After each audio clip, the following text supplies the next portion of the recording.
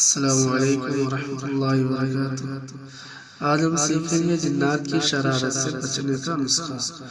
اگر کسی کے گھر میں کسی کو جنات پریشان کر رہا ہے تو اس آیت مبارکہ کو پڑھ کر اس کے کان میں دم کر دیں تو انشاءاللہ اس سے جنات بھاگ جائے گا، پھر پریشان نہیں کرے گا اس کو۔ تو چلتے ہیں، شروع کرتے ہیں۔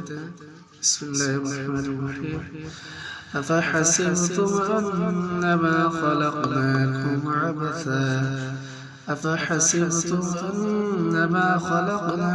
عبثا وأنكم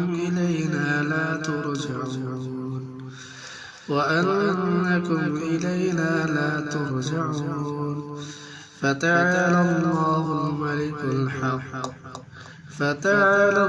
الملك الحق لا إله إلا هو رب العرش الكريم ومن يدع مع الله إلها آخر لا برهان له به فإنما حسابه عند ربه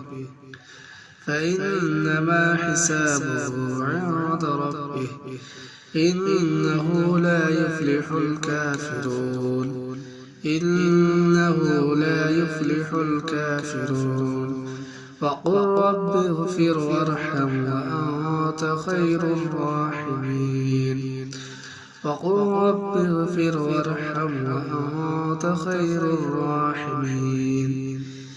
ایک بار پڑھیں۔ اس سورہ مومنون کی آیت 115 اور 118 نمبر آیت ہے، یعنی 115 نمبر سے چالو ہوئی ہے 118 تک ہے سورہ مومنون کی۔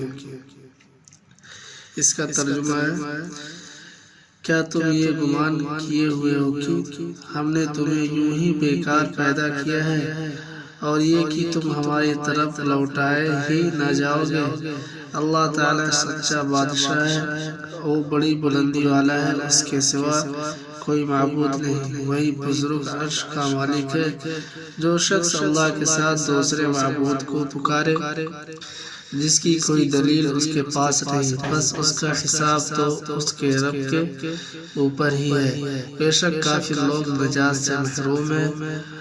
اور کہو کہ اے میرے رب، تو بخش اور رحم کر، اور تو سب مہربانوں سے بہتر مہربانی کرنے والا ہے۔ فضیلت ابن ابی حاتم میں کہ ایک بیمار شخص جسے کوئی جن ستا رہا تھا حضرت عبداللہ بن مسعود رضی اللہ عنہ کے پاس آیا تو آپ رضی اللہ عنہ نے مذکورہ آیت پڑھ کر اس کے کان میں دم کیا، وہ اچھا ہو گیا۔ جب نبی کریم صلی اللہ علیہ وسلم سے اس کا ذکر کیا تو آپ صلی اللہ علیہ وسلم نے فرمایا، عبداللہ تم نے اس کے کان میں کیا پڑھا تھا؟ آپ رضی اللہ عنہ نے بتلا دیا تو حضور صلی اللہ علیہ وسلم نے فرمایا، تم نے یہ آیتیں اس کے کان میں پڑھ کر اسے جلا دیا۔ اللہ کی قسم، ان آیتوں کو اگر کوئی با ایمان شخص بالیقین کسی پہاڑ پر پڑھے تو وہ بھی اپنی جگہ سے ٹل جائے۔ ابو نعیم نے روایت نقل کی ہے کہ ہمیں رسول اللہ صلی اللہ علیہ وسلم نے ایک لشکر میں بھیجا اور فرمایا کہ ہم صبح اور شام مذکورہ آیتیں تلاوت فرماتے رہیں، تو ہم نے برابر اس کی تلاوت دونوں وقت جاری رکھی۔ الحمدللہ ہم سلامتی اور غنیمت کے ساتھ واپس لوٹے۔